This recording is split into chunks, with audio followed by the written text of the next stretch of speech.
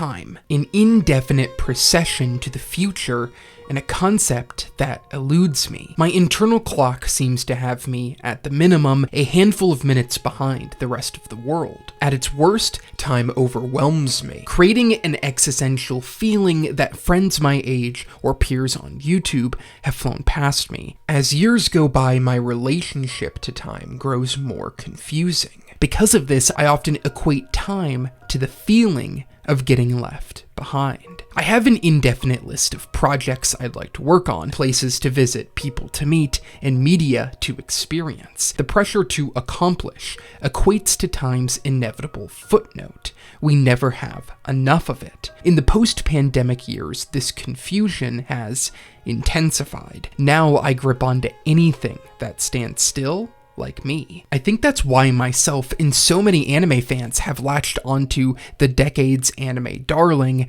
Frieren Beyond Journey's End. In the age of storytelling that demands faster cuts, greater action, and rapid pacing in an attempt to hold the audience's engagement, Frieren deliberately meanders and muses, exploring relationship and atmosphere over goal and destination. Frieren executes its story brilliantly, as it makes time itself the central thesis of that story. When you finish Frieren, you will inevitably have a greater appreciation for the moment. The anime will change how you view time in the way you think about the past, look to the future, and embrace the now, and it does this through various narrative decisions. Frieren uses traditional fantasy tropes in the purest of ways to engage with this theme. Character archetypes such as mages, warriors, priests, and elves populate the world. They don't just exist, but they're referred to by that known trope. The story leans on intertextual knowledge to lay the groundwork for the types of characters and events we'll follow. This creates a self-awareness within Frieren in the cast, and one that Kanehito Yamada utilizes to explore the many side quests that make up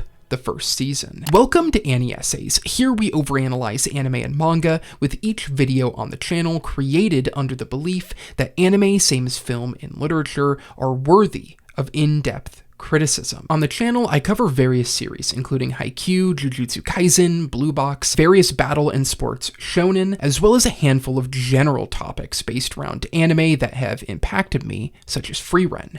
I'm also happy to announce the next Analyiss watch-along will be the Apothecary Diaries. More information about how to join those watch-along discussions at the end of the video. Frieren's story unearths our expectations for where a traditional fantasy story should begin. Frieren's opening scene introduces us to Himmel the hero, Aizen the warrior, Haiter the priest, and Frieren the mage, after they have defeated the Demon King. The tale we would expect the story to focus on has already concluded. Battles won and lost, relationships and friendships blossomed. The hero who has left and now returned home changed for the better.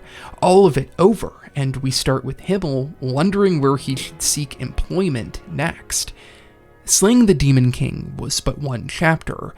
Read on, for we have stories to tell and lives left to live. This line of dialogue becomes the heart of Frieren's messaging on time. The first episode begins with one journey's conclusion, and the episode ends with the promise of another. Himmel now passed on, Frieren takes on the task of teaching Fern and seeking a proper goodbye. The story of Frieren retraces the steps of her previous journey while having those experiences with a new party. The narrative pacing aligns itself with Frieren's point of view, so we experience events through the lens of an elf who has lived for centuries instead of a person who's lived for decades. This allows the narrative to indulge in how different time can feel. Some episodes, months will pass in a flash. Others, it takes multiple episodes to get through a single day. This leads to the introspective and cozy side of Frieren's story, with the majority of episodes reflecting on the past and how it relates to the current situation. The moment takes precedent in Frieren. In the Mage's exam arc near the end of Season 1, despite the pressure to complete the exam in the allotted time, Frieren never focuses on that, instead confidently staying in the now. To me, frequently, the moment doesn't matter, as I think only about what comes next, a never-ending calculation of what my future could look like that creates a spiral of anxiety within me. As Frieren shows, the best thing we can often do is focus on the task in front of us. This doesn't mean abandoning reflection, far from it. The past informs the present. In the peak of major action sequences, the story will cut to the past and reflect on a similar situation Himmel and the rest dealt with. For other shows, this would be a total momentum killer, but moments like these are everything for Frieren's story. Frieren focuses on place rather than destination, as if it were created under the philosophy of a Brandon Sanderson novel. Once we reach a new location, the characters will spend months there, slowly bettering themselves or waiting out a long winter. The first season is only 28 episodes long, yet it holds the weight of a show that has aired for hundreds of episodes. Fern and Stark have already grown up so much, and their dynamic with Frieren plays the biggest role in how we can understand time. In the years we have spent with them so far, much has changed as they both become highly skilled in their respective fields and emotionally intelligent. We understand their growth through those who have walked the same path before them. This reveals the cynical nature of time, how it repeats and finds equilibrium. Even when we think things have changed, they often don't as much as we would expect. The point of Frieren's journey was to defeat the Demon King and ensure peace. That peace doesn't last long, as remnants of the demon's army persists. The substantial change the journey was supposed to make in the world is mitigated by the persistence of these villains. I reckon Frieren's exploration of this topic will get more nuanced in seasons to come, but for now, the simple observation of repeated events is enough. Frieren has lived a life where she has lost countless people who she's had a deep connection with. That's where her pragmatism stems from. She never takes relationships beyond because there is a subconscious understanding that they will live far less than she will. The story handles this in a really brilliant way with Himmel, a character who dies at the start of the show. I love when series frame their world and characters through the actions of someone who has passed on. Himmel serves that role here, a character Frieren thinks back to time and again throughout her new journey. The existence of time and the morality of humans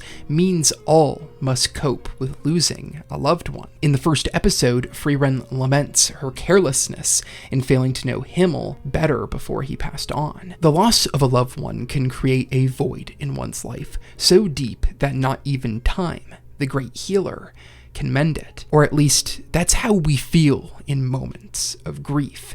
Frieren's structure reveals a different way of thinking about those we've lost. For time's greatest opponent is memory. Our relationships with people we loved don't end, for we can always think back on the times we had with them.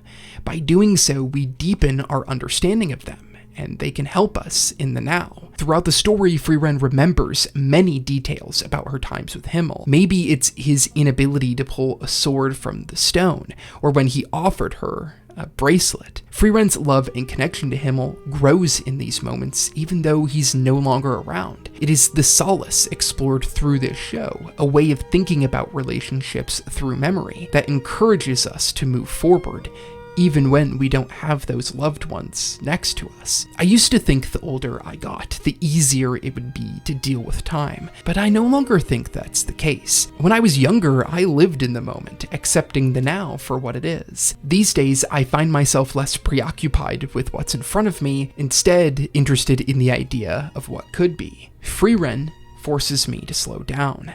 Its structure encourages viewers to fill in the gaps. In episode 1, we learn of all the times we missed as our heroes meet their journey's end. We want to have gone on it with them, but instead, decades pass, Himmel passes on, and a new journey starts.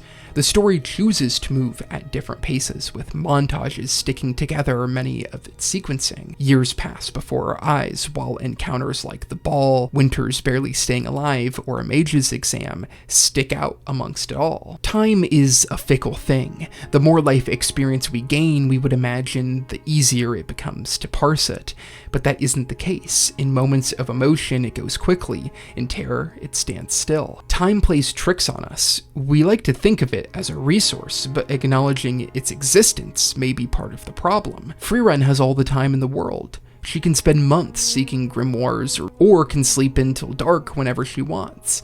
But her aloof understanding of time, how much more of it she has than her friends, made her take for granted the years she spent with people she cared about. Frieren reveals a sort of paradox in life, that maybe to truly understand an experience, we need to have different ones after it. The best journeys in our life can only be understood once that journey concludes.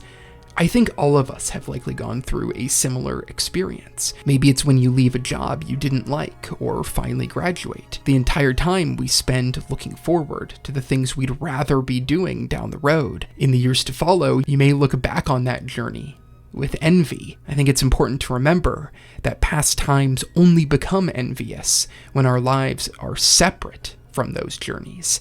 Even after watching Frieren, I still worry that I've run out of time, that I'll never grow enough on YouTube or finish other projects I set out to do, like publishing the fantasy novel I've been working on for years. But the more I talk about Frieren, the more I'm reminded that time doesn't work against me, as long as I refuse to get swept up in the fake pressure it presents. I'm meant to live in the moment and do things with intention. Most of all, it's enjoying spending time with the people you care about that makes it all worth it. Frieren's arguments on time become crystallized at the end of the first season with the mage's exam arc. Frieren, alongside Fern, partake in an exam to become first-class mage. However, Frieren already has the clear qualification to earn that title, but she's required to take the exam because of the centuries she's lived. Frieren has seen the rise and fall of magical organizations, and their different codes of conduct don't present value to her, so she ignored them. This unravels the arbitrary nature of the things we hold so dear. The idea that organizations or things are supposed to hold and stay the same. The greatest lesson we can learn about time is that things will change, and in doing so create value in their wake. Maybe it isn't so bad to look to the future and think fondly of the past, as long as we are doing things with intention. Living in the moment is a balancing act that takes a lot of effort to get better at, but doing so can have a profound effect on one's life. Time's an ally, one that can help us remember the good moments, look forward to new ones, while never forgetting to embrace the now. Everyone moves so fast in the modern age. Days go by and people encourage you to blaze through life. The moment. That is what Frieren argues for. Things in life have a funny way of coming back around. Repetition where we never thought possible. The show has earned universal acclaim for many reasons beyond its exploration of time. The characters are fantastic. The world grows with complexity, it delivers fantastic action, and walks the line between cozy and hype, while adhering to its confident and unique style of storytelling. I am thankful for how thoughtful Frieren is, an anime that takes itself seriously and lets the viewers live in the moment, enjoying the ups and downs of a truly fantastic fantasy journey. Maybe it's okay to feel like you're behind the rest. That means that you get to move at your own pace, embracing life in a way that suits you and not the expectation of what you should be doing. It's in that way that Frieren changes our perception of time. Thank you for watching the video, I hope you enjoyed it. I've wanted to talk about Frieren for a long time, and I'm really happy with how this video turned out. If you want me to make more Frieren video essays, let me know down in the comments below. I also want to give a huge shout out to all of my patrons and YouTube members. I do all of the production on this channel by myself, so their support really makes a huge difference. I also can't wait to start the next Essays watch-along with the Apothecary Diaries in just a couple of days. You can get access to this watch-along through my Patreon or YouTube membership, where we host it all on the Discord channel. Both offer a free week of membership, so you can check out the watch along and see if it's for you. Through these memberships, you also get your name at the end of every video and exclusive content. Hopefully I'll see you in the watch along, and thank you again for watching the video, and I hope to see you in the next one.